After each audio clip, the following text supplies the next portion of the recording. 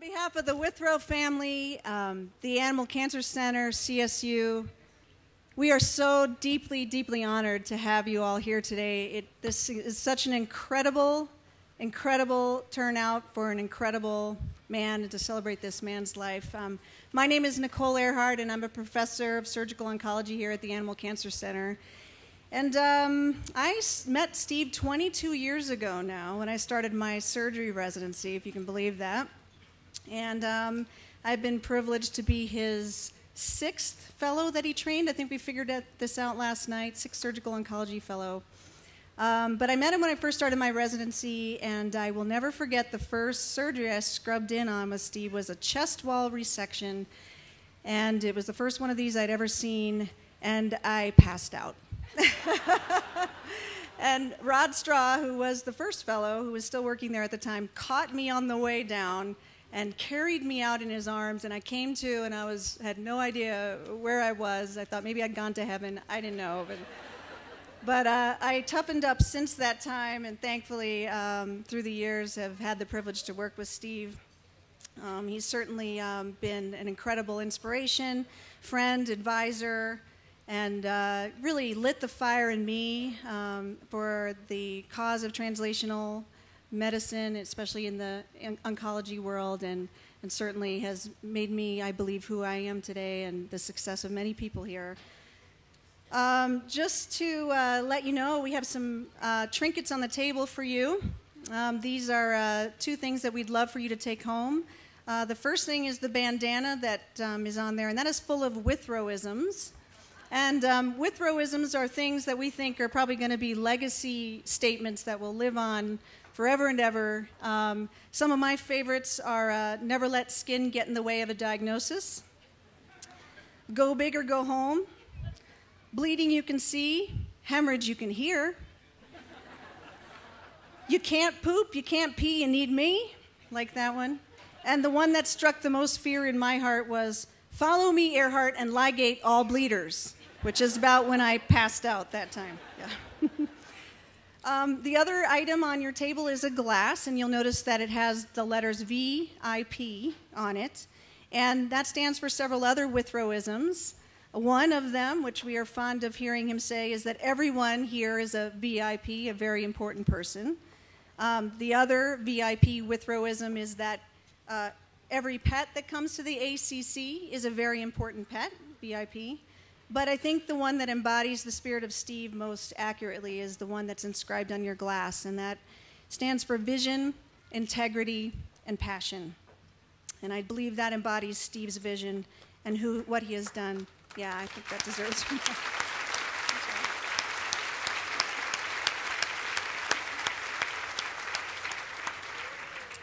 We know that 1 in 3 people, 1 in 4 dogs, and 1 in 5 cats will develop cancer in their lifetimes. And today, thanks to the leadership and vision of Steve Withrow and more than 5,000 people who have supported him through the years, many of whom are here in this audience today, who believed in that vision, there is hope because there are options now that have never been there before. Today, there is the Colorado State University Animal Cancer Center, and I think that has embodied hope for many people. Steve began his career here at CSU in 1978 as a small animal orthopedic surgeon. And in the mid-1990s, Dr. Jim Voss, who was then the dean of the College of Veterinary Medicine and Biomedical Sciences, encouraged Steve to create a cancer center, which was indeed the first of its type in the veterinary world and was a radical idea. And through Steve's leadership and help from his team, the Animal Cancer Center has become the leader in veterinary cancer care for companion animals. We perform research that furthers treatment for pets and human cancer patients, and the training of future specialists has been going on here for over 20 years.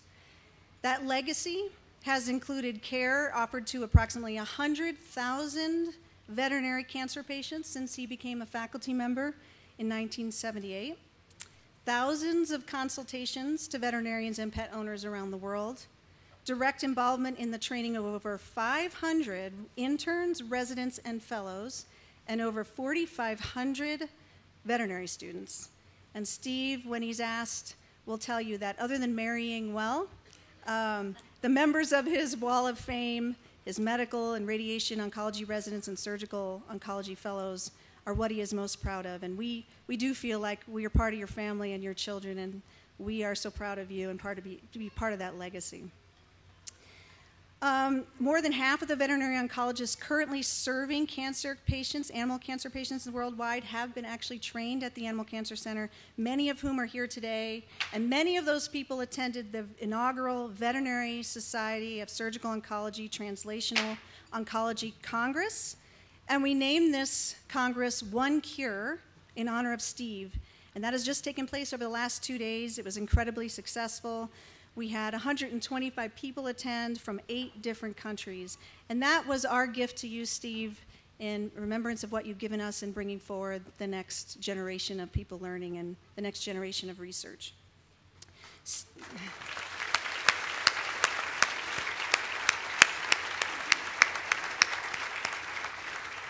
Steve also helped to establish the first cancer biology PhD program at a veterinary school because he understood the importance of basic science along with the clinical care of patients and recognized the importance of translational oncology research.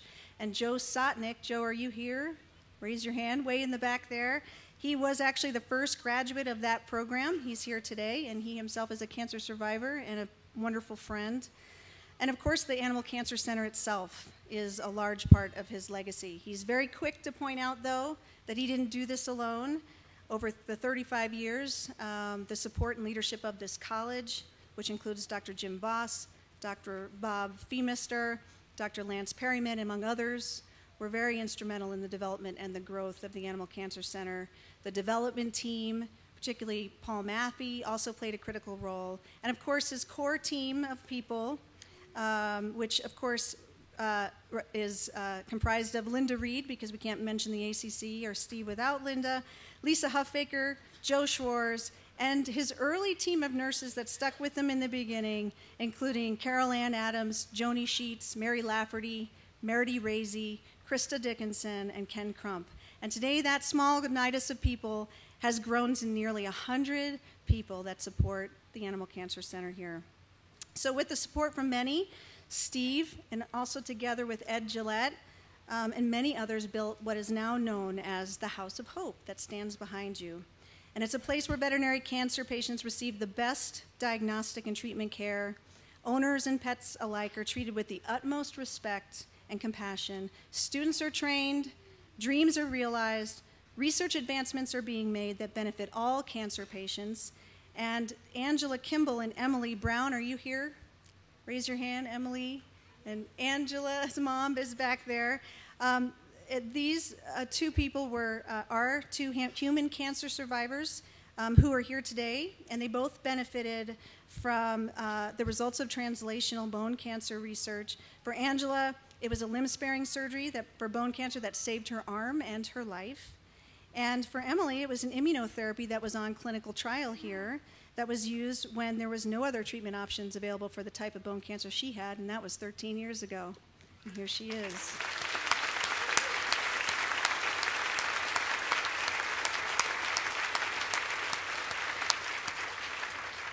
Steve is also a pioneer in grief and social support for the owners of veterinary patients. He established the first grief support program called Changes that employed Laura Lagoni and Carolyn Butler to help teach client communications to prepare veterinary students and clinicians for what they were going to encounter and to care for pet owners and the emotional challenges that they deal with.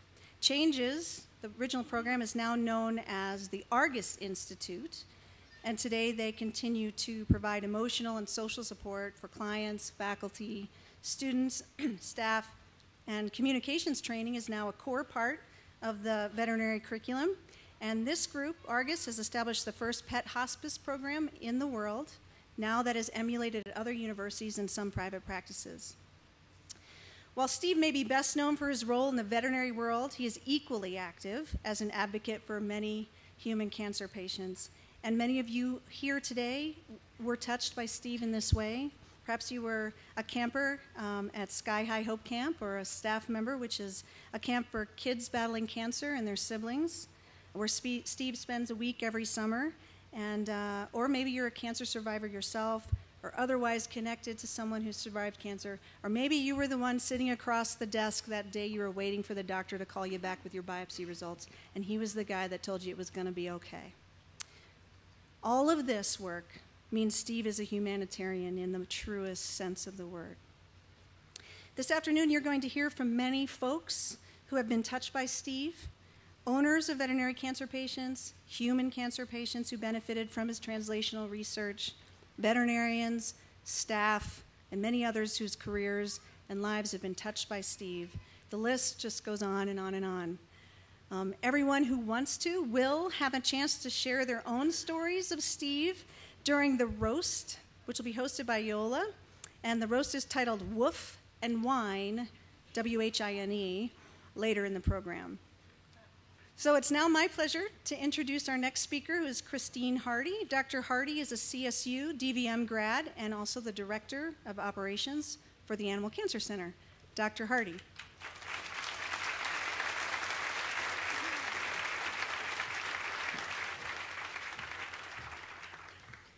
Wow, thank you, Nicole, and it is wonderful to see everybody here today to pay tribute to Steve. This is really a great occasion. I actually had the pleasure of meeting Steve when I was a senior student here at CSU, and it was over a radical mastectomy and a dog. And I recall actually you saying, okay, kid, you're going to take those, and I'm going to take these, and do you have any questions? At which point I actually felt quite inclined to let him know that I had never actually performed a mastectomy on a dog before. And his comment was, I'm going to be standing right here. What's the problem? So the next question he asked me was what I was going to do when I grew up. And it doesn't really matter whether you're a kid or not. That's a pretty common question from Steve. And after we had a conversation about it, he said, you ought to come work for me. And I thought, in my wildest dreams, and sometimes dreams come true. So we're all here today because we've received a gift from Steve. Be that care for your pet, care for you, a friend, or a family member, professional mentorship, access to the results of translational research, friendship, him being a literal or a figurative father figure, the list goes on and on. To commemorate this special occasion, we of course wanted to reciprocate with some gifts of our own. As we were thinking about gifts for Steve, we knew that stuff simply wouldn't do, and we wanted them to be quite meaningful. The first gift honoring Dr. Withrow actually occurred over the last 2 days, and that was the Veterinary Society of Surgical Oncology's first conference on translational oncology. That was an organization that he founded several years ago, and his current members wanted to honor him by having a conference on a topic that would be most meaningful to him, and that's translational oncology. There were 125 people from 7 countries that came and attended that conference. It was a special meeting of the minds where both physicians and veterinarians spoke on oncology topics that relate to both pets and people. Today we have a few more gifts for Steve. The next being a very special video featuring a series of vignettes from many people who he has influenced over his career. Today we'll be screening a small cut from the longer film that will actually be given to him as a gift. It was made possible by many people, but especially 2 in particular. The first is the executive producer, a woman Steve calls the center of the universe, also known as Sophie Craighead, and she's sitting right down here.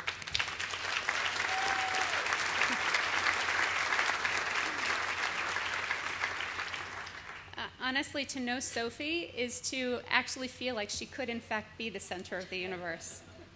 Sophie, her husband Derek, and her family foundation, the Charles Engelhardt Foundation, have been longtime friends and supporters of the Animal Cancer Center, the Cancer Biology PhD program, and Dr. Withrow.